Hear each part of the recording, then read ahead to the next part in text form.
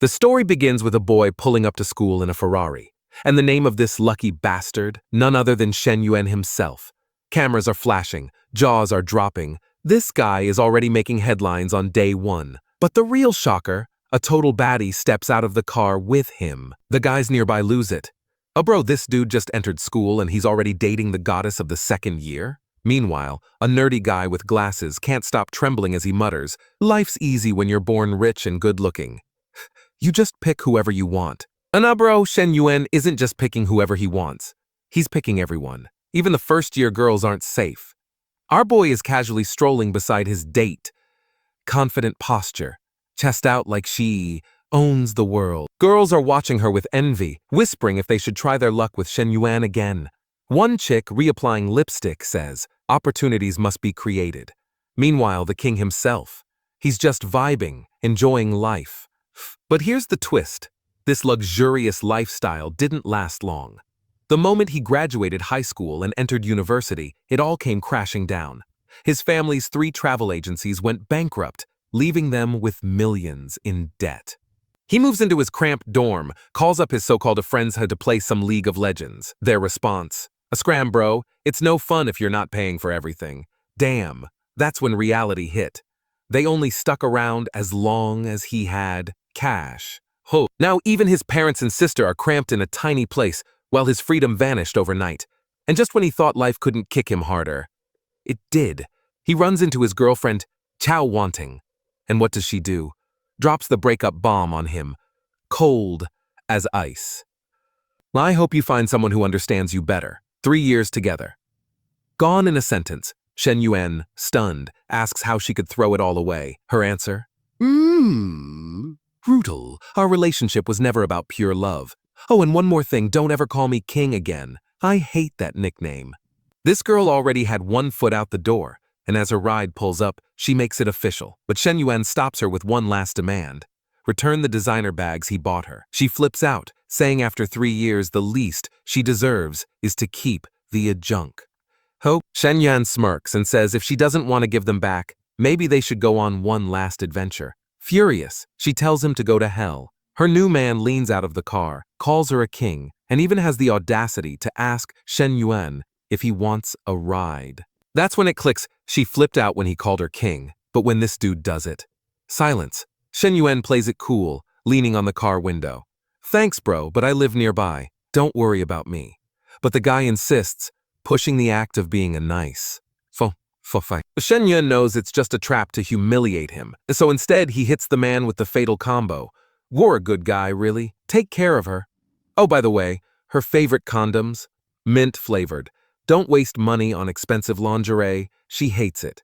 And her go-to role play? Doctor and police officer. Boom. He exposes all the secrets, leaving the new guy red-faced and slamming the car door in fury. Shen Yuan just smirks, thinking, man, just trying to help. Still, I hope Wan King does well in life. We're done now. She made her choice. I'll just wish her the perfect life. Our boy is an emotionless Sigma, folks. Not only did he remain unfazed by the breakup, but he straight up roasted both of them and walked away unbothered. Unbothered King energy skull, but then, by a twist of fate, the system appears. It says, maybe everyone deserves the chance to live a perfect life. And just like that, the perfect life system begins to load. Suddenly, Shen Yuan's stats pop up. Male, 21 years old, 1.82 meters tall. Why am I even reading this man's stats? Like, bro, is this a dating profile or a power system? Qinwan stands there confused, wondering what kind of madness just appeared in front of him. Then the system explains, to live the perfect life, he doesn't just need money. He needs admiration from the opposite sex. His first mission, sin, spend money on a girl with an affinity score of at least 60. Whatever he spends gets tripled. And if her affection increases in the meantime, he earns double. So basically, simp points equals profit. Man's about to turn being a sugar daddy into a business model. He's sweating, glancing around nervously when the first victim appears. And folks, it's the so-called trash tier counselor. But let's be real, there's nothing trash about her. She's looking straight up S tier already. She comforts him, saying a real man shouldn't suffer just because some girl dumped him. He notices something glowing above her head, an affinity score of 65. That's it. proof the system is real. She tells him not to let the breakup bring him down. He thanks her awkwardly, but deep inside, he's already thinking, yep, jackpot. Then she brings up his scholarship application, reminding him it might be approved soon. But Shen Yuan, trusting the system too much, immediately tells her not to worry about it. Bro casually rejecting free tuition like he's Jeff Bezos. The counselor smiles, telling him he can come to her anytime, even if it's about romance. With that, she waves goodbye, leaving him stunned. He's convinced she fits the requirements. It's time to test this out. So this madman grabs her hand, thanks her for her kind words, and asks if she'd like to grab some bubble tea. Already investing, boys. He's not wasting a single second. She looks shy, but agrees happily. Shen Yuan checks his wallet, 87 yuan, barely $15. Bro is broke. But when the system processes the transaction, his balance jumps to 99. That's when it hits him. If he keeps spending, the money will keep multiplying. This is his shot to climb back to the top, pay off his family's debts, and reclaim his throne. But multiplying scraps won't work. He needs to go big. So what does this lunatic do? He borrows from banks, loan sharks, anyone who'd give him a cent. He scrapes together 49,000 yuan. Risk of getting killed? Credit score ruined forever? He doesn't care. It's all or nothing. His first big move? Buy a Prada bag for the counselor. But since she knows he's broke, he plans to tell her it's just a cheap knockoff. Genius or insane? Both. He knocks on her door nervously, not even sure if she's married. She opens it, surprised to see him. He hands her the gift, saying she's always taken good care of him, so he wanted to thank her. She immediately refuses. This looks expensive. I can't accept it. Supporting students is my job. But Shen Yuan, smooth as hell, reassures her. Relax, it's fake. Barely 200 yuan. Just a small token of gratitude. She hesitates, then finally accepts. But when your birthday comes, I'll return the favor. Eyes then smoke starts coming from the kitchen and she rushes off. And this psycho? He just walks right in. Oh, she technically invited me, right? Bro, what? The system confirms the purchase. Boom. His balance skyrockets to 200,000 yuan. After paying off the loan shark, he's still sitting at 880,000. From broke loser to almost millionaire, just like that. The counselor calls him to sit and eat, but Shen Yuan, always scheming, asks if she has a boyfriend. She casually says no. Wait. What? This dude instantly slides over to help her remove her apron. Attacking already, no warm-up skull, but the apron's tangled and things are getting a little intense. Right when it's about to get interesting, another queen bursts in. The counselor's sister, Li Ming. She walks in to see Shen Yuan fumbling with her sister's apron and immediately goes nuclear. What the hell do you think you're doing? The counselor tries to calm her down, saying he's just a student. But Li Ming is not buying it. She flat out says she doesn't feel comfortable with him in the house. Shen Yuan, feeling awkward, dips. He's not hungry anymore anyway. Out on the streets, he's already planning his next move. With investing in. That's when someone bumps into him. It's his buddy, Han, and this guy's shaking like a leaf. Turns out his so-called goddess Fang Minrui went to the movies with some dude named Zhang Kong. Hobo is devastated, claiming he just lost his goddess. But Shen Yuan knows damn well this guy never had a chance with her anyway. And right then, two baddies appear, the blonde and the dark-haired one. And yep, one of them is Minrui herself. Above her head, a glowing affinity score of 72. Another jackpot, boys. Shen Yuan just leveled up the playing field. And there she is, folks. Minrui standing tall with her toned abs on display. Her friend whispers if she knows Shen Yuan just got dumped. The moment Minrui hears this, memories flood back. Because let's not forget this girl used to simp for our boy. Buying him water, juice, little gifts, just to get closer. The artist's a genius here, man. King of angles, MVP of camera work. Skull but Manrui's friend? She's not having it. She hates Shen Yuan. He was already bad when he was rich and arrogant. Now he's poor and arrogant. He's even worse. Our boy watches from a distance as the little glowing hearts above Minrui's head begin to drop. And he knows. He needs someone to spend money on. He has to save those hearts. So he turns to his buddy and asks, "Yo, would you be mad if I started dating Minrui?" His friend just laughs. Stop dreaming, bro. You're not the guy you used to be. No more Ferrari, no more BMW Flex. But hey, as long as she's not with Zhang Kong, I'm good. The moment Shen Yuan hears that, he dashes toward Minrui. He calls her a comrade, Minrui. Sigma move. Addressing her like a war buddy skull, she's tall, elegant, clearly caught off guard. But before she can respond, her protective friend blocks him like it's the NFL. What are you doing here, Shen Yuan? But our boy doesn't waste time. He looks Minrui straight in the eyes and asks if she's free tomorrow for some sushi. She blushes, totally confused. Meanwhile, her friend immediately clocks him. Oh wait, sushi? As in Seng Sushi? That's a restaurant where the bill never drops below 1,000 yuan. But Shen Yuan, he plays it smooth. You've always had great taste. This bastard's a genius. Using buying a gift for sis as the perfect excuse, he waves goodbye, leaving Minrui stunned. Her friend jumps in with a 180-degree spin. Girl, you can't refuse. It's Seng Sushi. Look, he may be arrogant, but at least he's hot. Zhang Kong may have money, but he's ugly as hell. Just go eat the free sushi. And just like that, next day, the two arrive at the restaurant. Fancy dishes cover the table. The artist, of course, zooms in right as Minrui is about to sit down. The king of cliffhangers strikes again.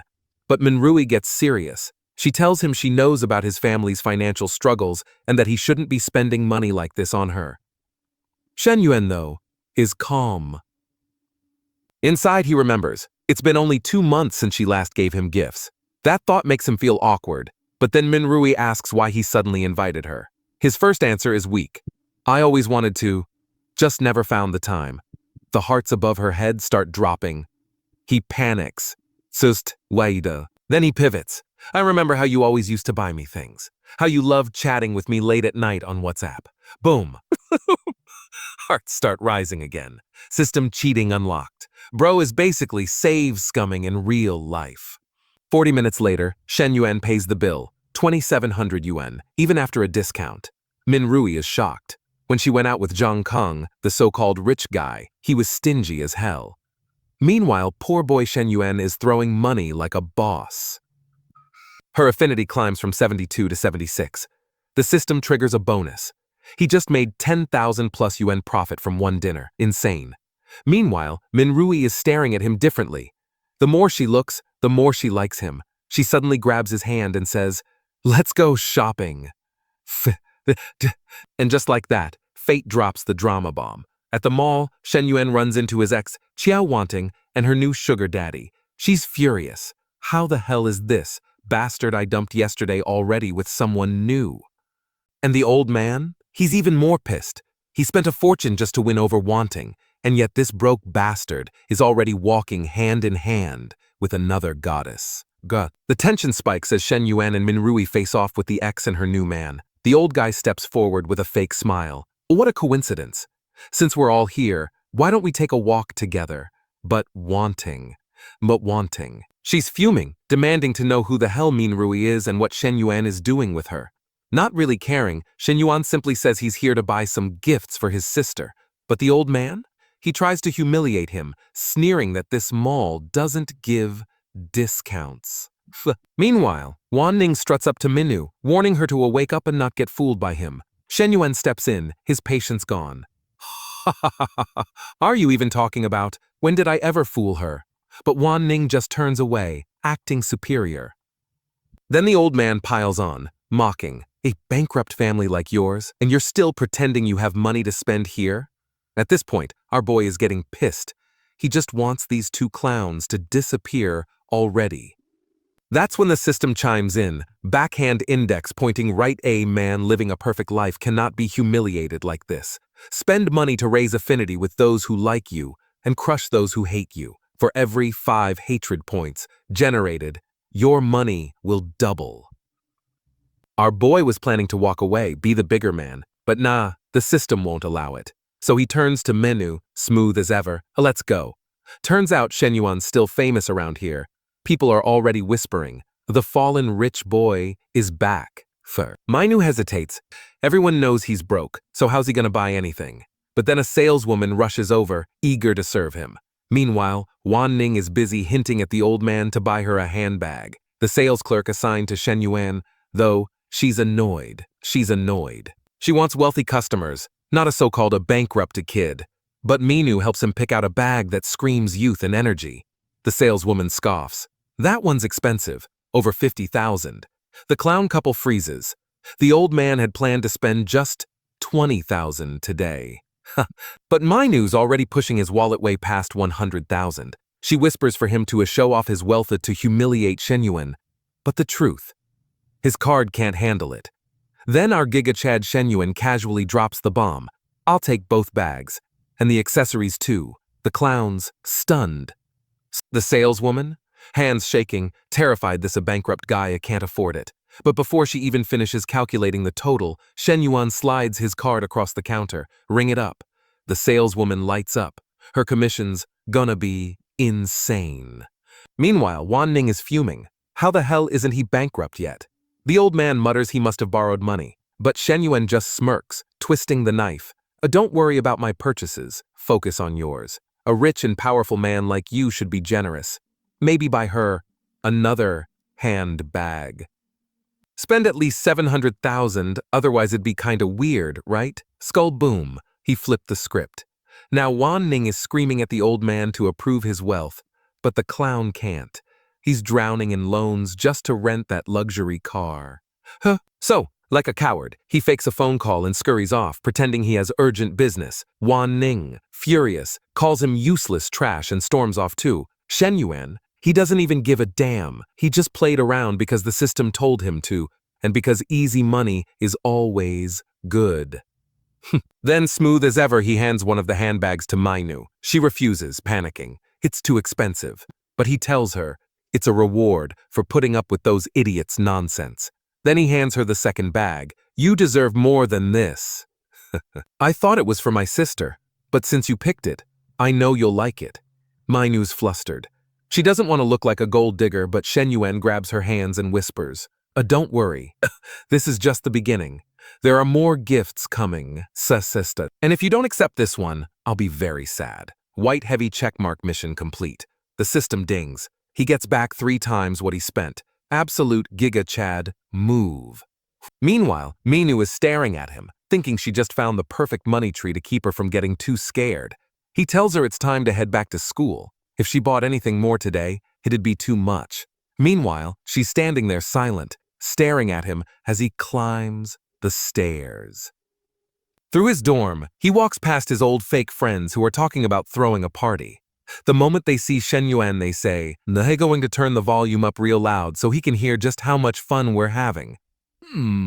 Poor guy is just standing there, alone, in front of his door.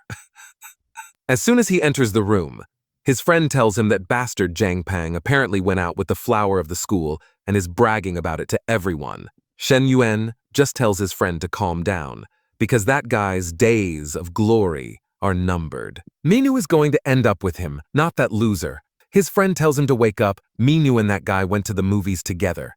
Our protagonist doesn't even bother explaining anything to this guy. Instead, he thinks it's time to go home and help out. At his house, there's already the famous Money Mink uncle. Of course, that's Yed, welcoming him back. Shen Yuan just gives him a dry greeting while his father tells him to rest a bit because the adults are discussing things. Obviously, he stays right behind the door, listening to everything. Yad says he needs the full payment, otherwise he can't survive either. Wait a second, that's the protagonist's mother. Man, the artist is unstoppable, he spares no one. She tells Yad that when he needed money to open his car wash business, they helped him, so it's wrong for him to be here acting like this. Her husband tries to calm her down, but she won't back down. She says this guy went through hard times, and they helped him. Yad responds that he's already being very patient because they're family. If it were anyone else, he would have kicked them out already. His mother starts losing her mind, going off on him until a certain someone grabs her arm, telling her to calm down. Things would only get worse.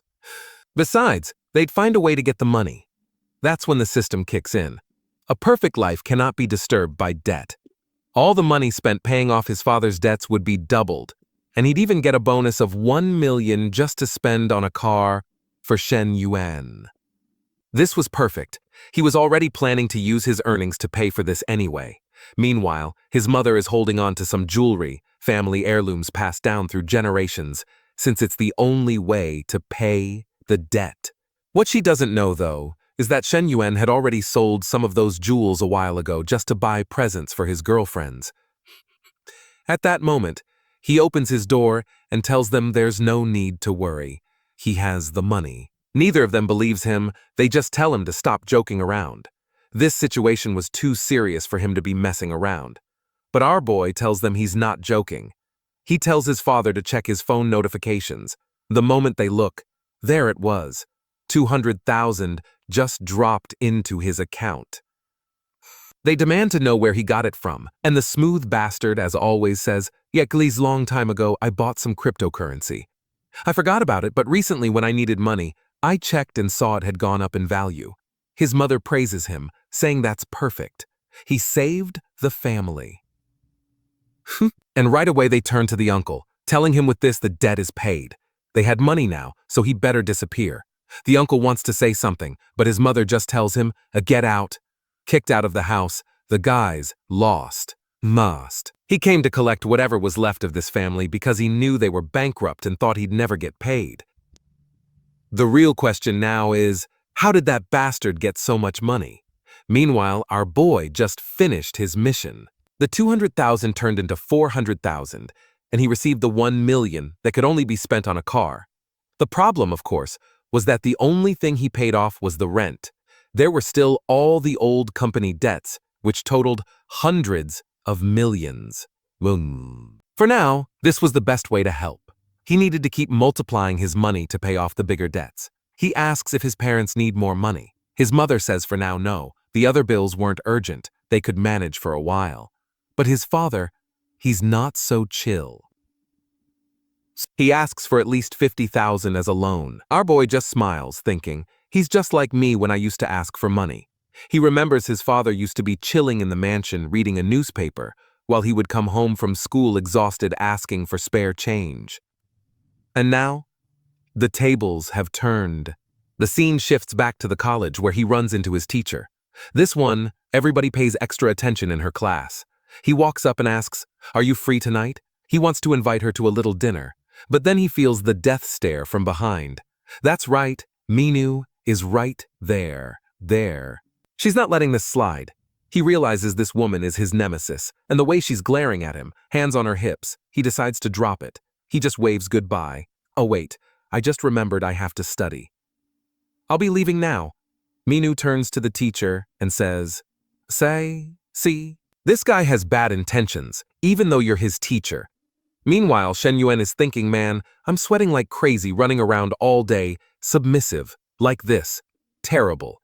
Back in the day, he was riding around in his Ferrari, hands on the wheel, handling important business. That's when he remembers. He received 1 million only for buying a car. And right away, he calls Minu to join him on this adventure. Her friend immediately says, "If you're going back to the dorm for a one-on-one adventure, let me know so I can leave." This friend really makes life easy for our boy. She's legendary. Minu, however, tells her, "Don't say such nonsense, we're not together." But the friend insists she's so lucky to have found a guy like this. She already knows what's going to happen between them. And just so you know, these censorships, they're not from me, okay? That's just how the story came. The artist is extremely talented, but he has limits on his creative expression on this platform. And now, at the car dealership, our boy arrives with Minu, and the salesman immediately greets him. It looks like this guy knows Minu and wants to know what she's doing there. She greets him, "Hey, Mr. Kim. This guy went to the same school as her, and he's always hitting on her." Obviously not that I blame him. He walks up and wants to know who's the loser standing next to her. Shen Yuan. Nice to meet you. Now the guy wants to know which car he's interested in. Shen Yuan says he wants to see the M9. Man, if I'm not mistaken, that's a BMW. The salesman knows the car costs 600,000, and he's already dreading showing it to this broke kid because he's sure he won't buy it. At the same time, he feels it might be worth it since he gets to stare at Minu the whole time. Maybe she'll finally realize he's an amazing salesman who makes over 10,000 a month. So he gets closer to chat with her, saying, "It's been a while since we talked." But Minu, tall as ever, cuts him off. She tells him that unfortunately she has other plans and isn't very interested in talking. Before this clown can react though, Shen Yuan calls out to him. He asks, "Can I take it for a test drive?" The guy is fuming. That bastard just interrupted his flirting session. To be honest though, you were already rejected, man. Your flirting wasn't lasting long anyway. Shen Yuan may have been broke for a short while, but he's been rich his entire life, and he's sick of this loser not treating him properly. So he goes straight to the reception desk and asks for someone who actually knows how to sell cars. Man, but if she didn't show up to sell a car, I'd say she was prepared for other jobs. But let's move on. Her name, Chenna. She walks out asking, "How can I help you?" And our boy, he's standing there stunned. 50. The man got flashbanged by her